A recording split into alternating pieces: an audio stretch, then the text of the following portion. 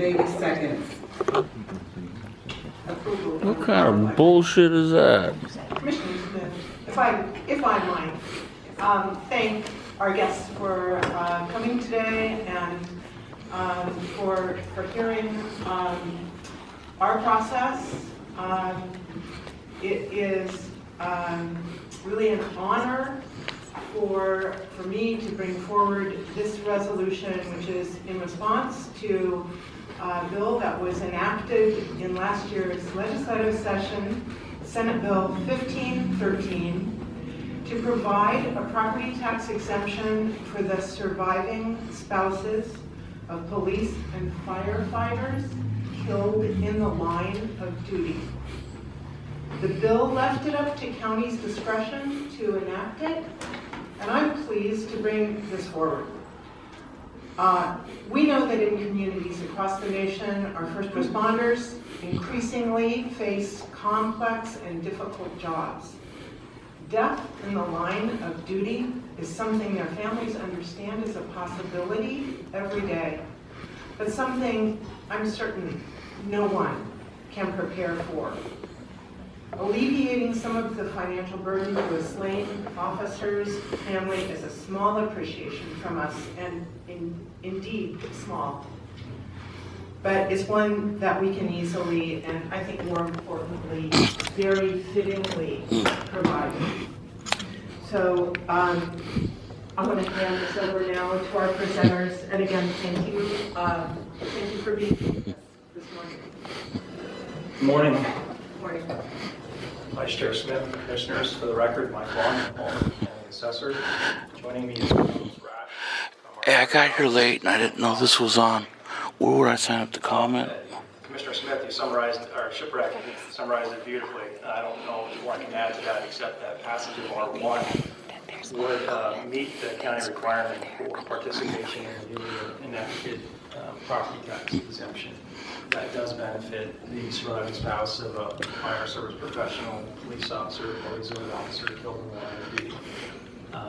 With that, the provisions within Senate Bill 1513 that was adopted and signed by Governor Brown with an effective date of June 2nd, 2016, would allow us to provide up to a $250,000 exemption of assessed value for the homestead of the surviving spouse. And the homestead is really just the primary residence, as long as they have not remarried.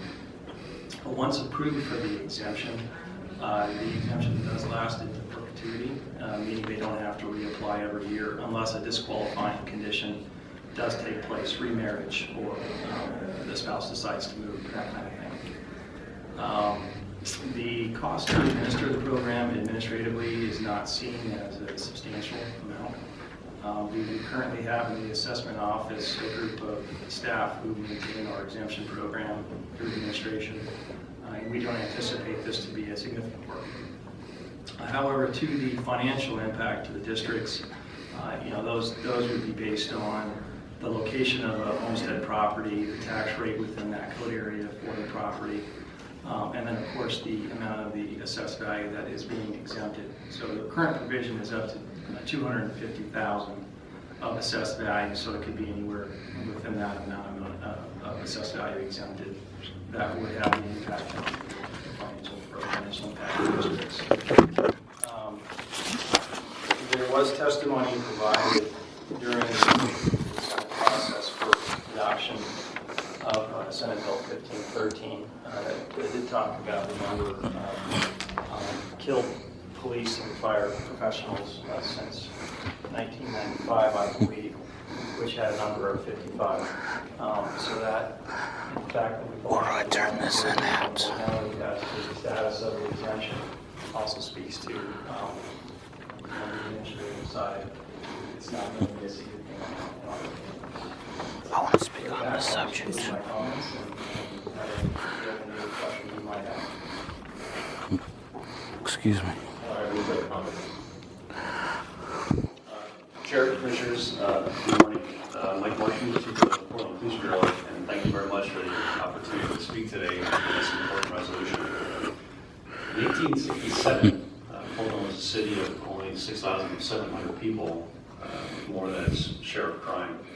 The town marshal and his 2 deputies patrolled the city. This was 3 years before the city council would create the Portland Metropolitan Police Force. 43-year-old Thomas G. O'Connor was one of those deputies. And on August 21st of 1867, Thomas was shot while struggling with a man who was shooting his gun in the air. Thomas died 9 days later at his brother's hotel, and at the time there was no hospitals in those days, and he left behind a wife and 5 children. Since that time, 28 additional Portland police officers have been killed in the line of duty, leaving behind 34 spouses and 45 living children and unborn children.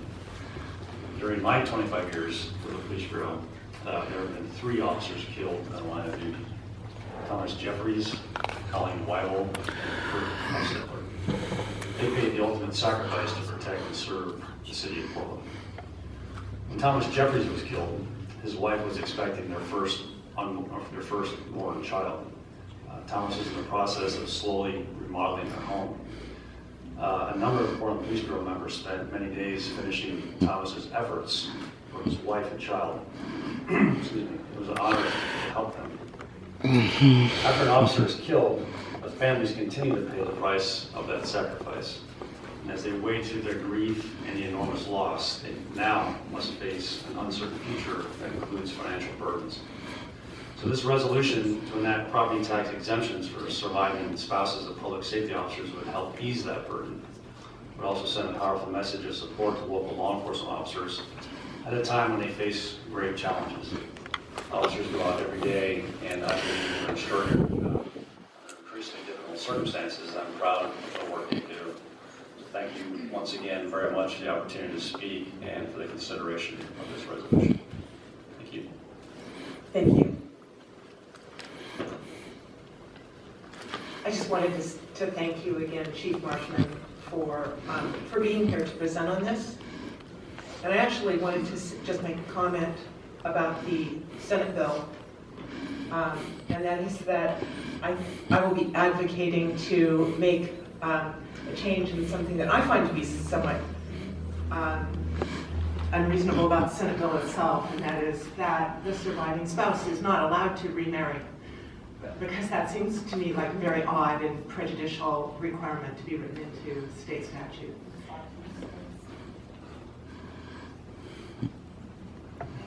Commissioner McKeel. Chair, thank you. Thanks to Commissioner Shiprock for bringing this forward, and thanks to all of you for being here today.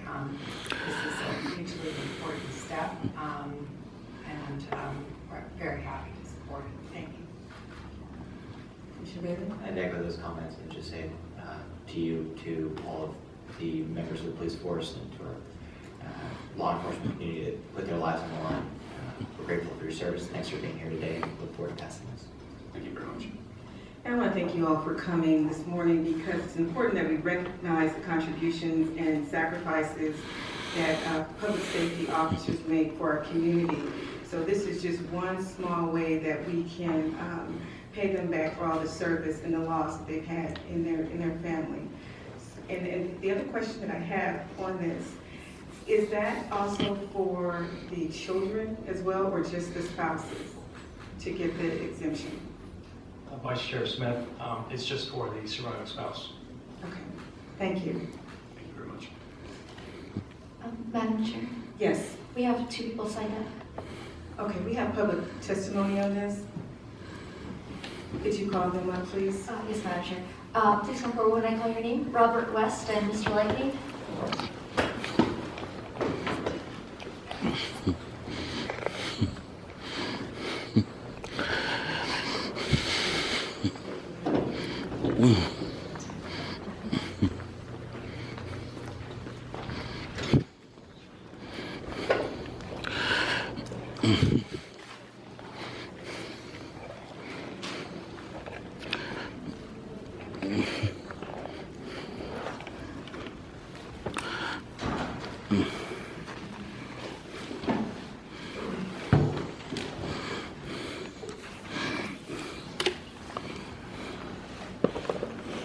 Mr. Lightning, say your name for the record, please. Yes, my name is Lightning with Lightning Watchdog PDX. The again, it's just been demonstrated. The new Portland Police Chief has walked out when public communication was getting ready to communicate on this. Absolute disrespect. And I hope you don't last very long as the new police chief. Now, getting back to the issue of R1, I'm in agreement with this. Again, a point that Commissioner Shipwreck brought up, and she's very well spoken and very thoughtful of her comments, is that the individual surviving spouse absolutely should be able to get or be remarried without this disappearing.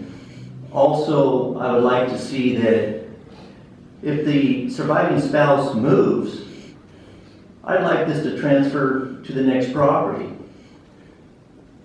If at all possible in the future, the surviving spouse passes away, I would like this to be transferred to the kids. I would like this to continue to be transferred. And the reason why that is, I think this is very important. And if Multnomah County is willing to pass this, then this is what should be done. It should not just discontinue. It shouldn't prevent someone from getting remarried. It shouldn't prevent them from moving. And it shouldn't prevent their kids from also having this passed down in the future. So that's my position. Thank you. Thank you for your comments. Yes, my name is Robert West with Film the Police 911, and I am totally against this. One is that they talk about police and firefighters. What about paramedics that drive the ambulances? They don't get the same consideration.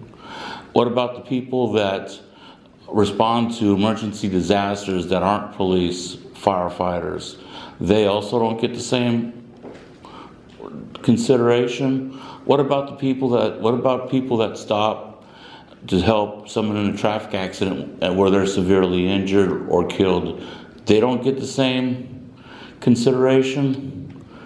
There's more first responders than you guys understand. You guys have first responders that are people that are trained in first aid and CPR. At any time, they could wind up getting injured or killed. You got in the city of Portland, I don't think you have any. You got dive rescue people that risk their lives every year going down rescuing people trapped underwater. That's an extremely hazardous job. They don't get that same benefit.